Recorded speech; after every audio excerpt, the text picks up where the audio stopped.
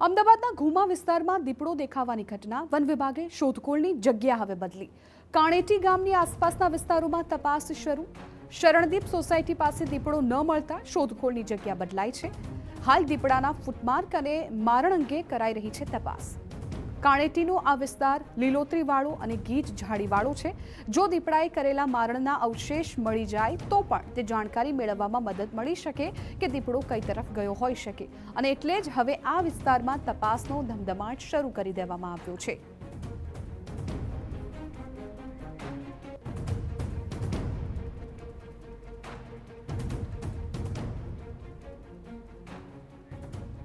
તો અત્યારે જે પ્રકારે દીપડાની શોધ કરવામાં આવી રહી છે, આપ એ દ્રશ્યો જુઓ. સૌથી પહેલા ઘુમામાં એ દીપડો દેખાયો હતો, ત્યારબાદ અત્યારે શેલાની પણ જે માહિતી આવી હતી કે ત્યાં પણ તપાસ કરવામાં આવી હતી, અને અત્યારે જે પ્રકારે માહિતી સામે આવી છે કે કાણેટી તરફ તપાસ કરવામાં આવી રહી છે.